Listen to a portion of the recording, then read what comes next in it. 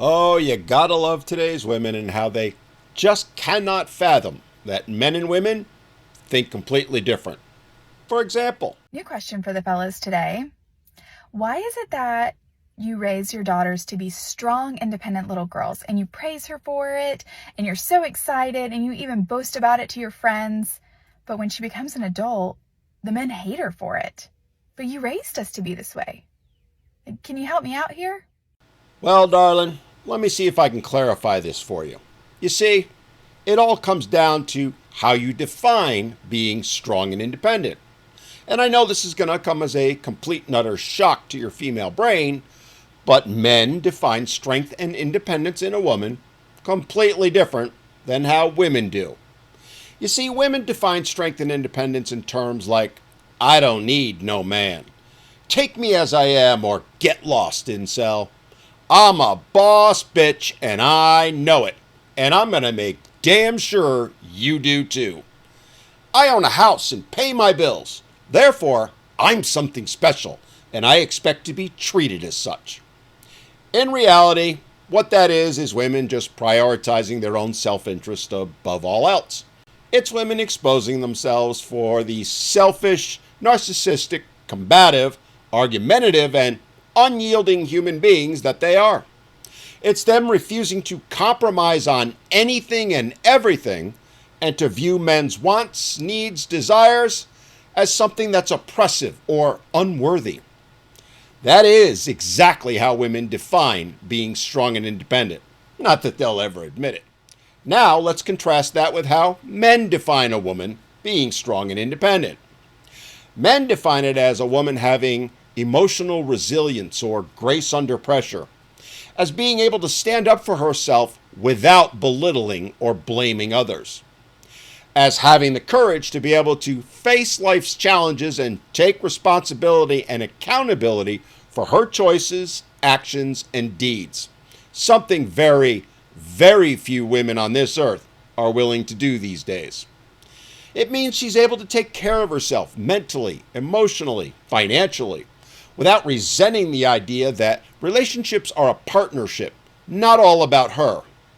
It's her believing that she has to put in some work, and guess what? The man matters. That his sole purpose for existing isn't to provide for her and her wants, her needs, her desires, even at the expense of his own. To men, a strong woman admits that not only does he have standards and expectations of her and the relationship, but he's entitled to have them.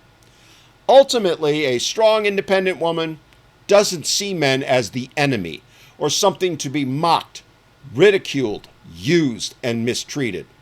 Something to be blamed for all of society's ills. You see, to men, a strong, independent woman treats men with the very same respect, caring, and concern, and to the same level that she expects in return, and owns it when she fails to do so, both in and out of the relationship. A strong, independent woman doesn't run to her friends, family, and social media, telling the world everything about the relationship and any and all problems within it, desperately seeking attention, validation, and sympathy from others at the expense of the man she claims to care about and love. A strong woman is able to handle being challenged without going to pieces, or turning it around on the man and making it all about her, or engaging in a personal vendetta against the man to try and make his life a living hell for daring to imply that she somehow isn't the perfect princess she thinks she is. For men, a true, strong, independent woman chooses to be with a man not because she needs him, but because she wants to build a life together and is willing to make sacrifices for the betterment of both. She's one who wants a life and relationship built on honor, respect, commitment, fidelity, and togetherness. Not one built on her taking and taking while not only refusing to give anything in return, but viewing it as abusive or oppressive if anything is expected in return. And finally, a true, strong, and independent woman knows that her job is not to make the man's life a living hell with never-ending expectations and demands, ones he can never meet or even hope to meet, but instead to bring peace to his life, peace to the relationship. And that is what dads try to instill into their daughters. But, as is often the case, mothers do everything they can to remove that teaching. Remove it by telling their daughters to expect the world and offer nothing in return.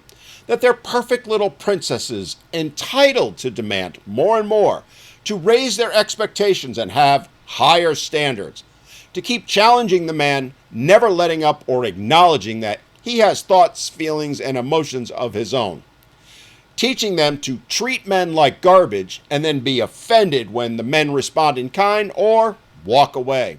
Teaching them to make silly little videos asking men why they don't think and feel exactly the same way as women, and that their not doing so somehow makes them inferior or to be blamed.